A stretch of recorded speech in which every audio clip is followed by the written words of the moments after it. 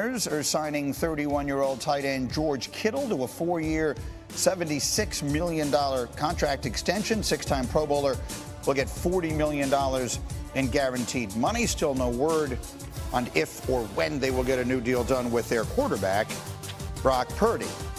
Next up, let's play a game of more or less. Updated win totals after the draft from ESPN Bet. Hey, Peter Schrager, the number on Cowboys, 7.5 wins for Dallas. You going over or under? Greeny, I'm going over. Like this guy right here? This is Tyler Booker. This guy is a grown man and a leader. And why do they draft him? Because they lost Zach Martin and Tyron Smith the last 2 years, and their offensive line has taken a hit. They now have one of the youngest offensive lines. This guy is going to be the leader in the locker room. They also added Miles Sanders. They also got... Total is 5.5 wins for the Giants. You going more or less? I'm going to go more. I think that possibly with a full year of health from Neighbors and Thomas, the offense gets better. And adding Abdul Carter to that defensive line, I think, gives them a real building block to have a really talented and much improved defense. 5, not a lot of wins. They do have a tough schedule, though. But right now, it's still offseason. We can be optimistic. I'm going over. They could have an unbelievable pass rush, right? Back in the days, and they were NASCAR package, all that stuff. All right, Tim Hasselbeck.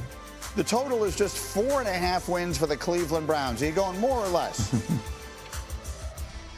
Well, more, and Greeny, I think you kind of alluded to it there. Like, it's just so low. You know, the fact that you look at the Browns a year ago, 4 of their losses were one-score games. So I'm not saying it's going to be more than 5, but I think the total being so low, I do think, you know, they'll have stable quarterback play, you know, for much of the season. I think part of that's how they coach offense. And I think it'll be a good defense, still led by Jim Schwartz. Okay, so Tim, let me start with you here, because obviously the story of the draft was the slide of Shador Sanders all the way into the 5th round. And I have not gotten your perspective on it through a quarterback's eyes. I have my own theory on how it turned out for him. But I just want to confirm, there were some people who were not that high on him going into this process. Well, obviously, many people, as it turned out. But is he a 5th-round player to you? I mean, if you were evaluating him and putting a grade on him and say his play deserves to be an X round, what round would you have had it in as an evaluator?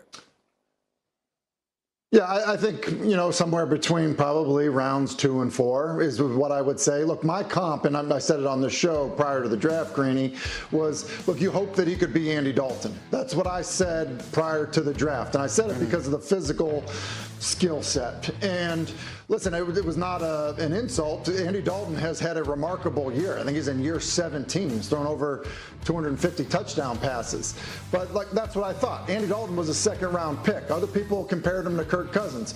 Kirk Cousins went in the 4th round, I believe. So I just think that, you know, from a physical ability perspective, look, he was not a 1st-round prospect in my eyes, and I think many people felt that way. Now, his tape and production, I think it's fair to say, you know, look, rounds 2 instead of round 4 could make sense for a lot of people. That's my point. Okay, so that confirmed what I believe, that he was probably a 2nd-round caliber player. And let's use Andy Dalton. Dominique, I would suggest that a young Andy Dalton would easily be the starting quarterback on these Cleveland Browns. I look at the room that he's walking into. Joe Flacco, who is 40 years old, he too has had a terrific career, but he's 40 years old. Deshaun Watson is never playing there again. Kenny Pickett is on his 3rd team in 3 years. I know Dillon Gabriel is drafted ahead of him, but literally not one evaluator I know had Dillon Gabriel ranked ahead of Shador Sanders. He fell for entirely other reasons.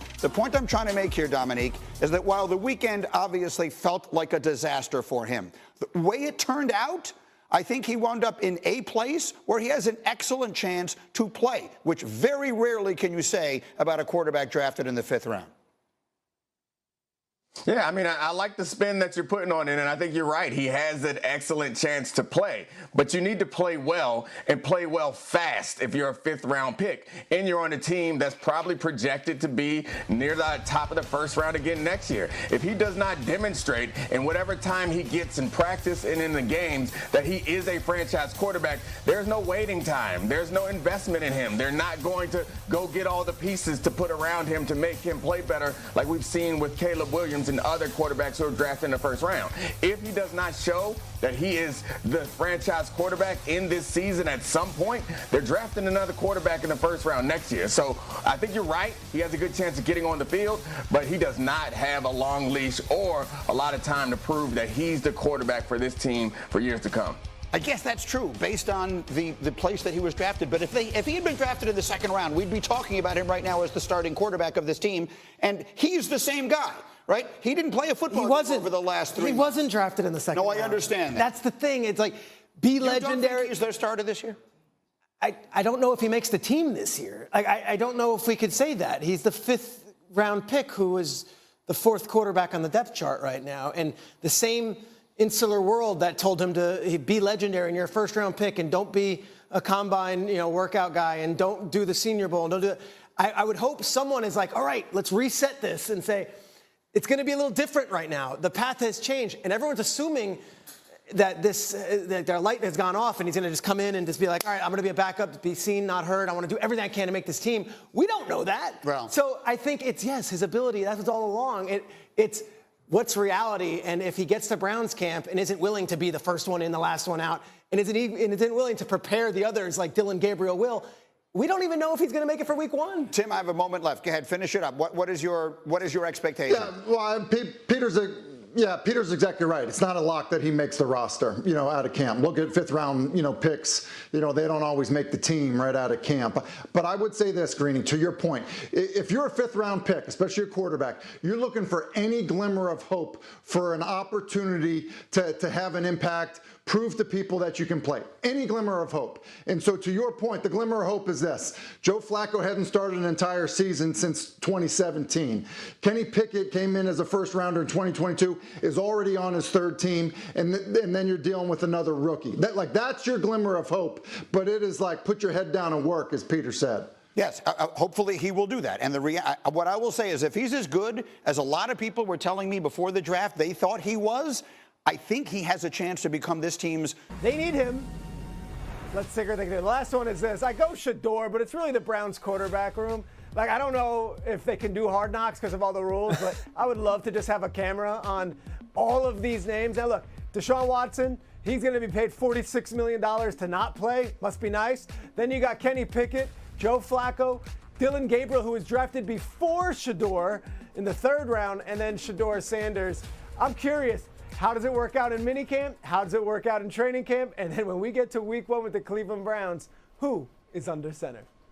And that's your 2 minutes. Peter Schrager, a professional, breaking things down this morning on SportsCenter. Schrags, fantastic to see you, man. Thanks. Một chiếc vòng đeo tay đơn giản từ len nha. Nguyên liệu mình cần có thì chắc chắn là len rồi. Sử dụng những cái màu này để làm nhé mọi người.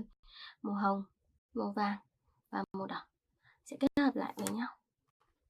Mình dùng kim móc len để làm nhé. Cần có kéo nữa nha mọi người. Bây giờ sẽ bắt tay vào làm. Đầu tiên thì dùng phần len hồng trước nha, mình sẽ gỡ ra.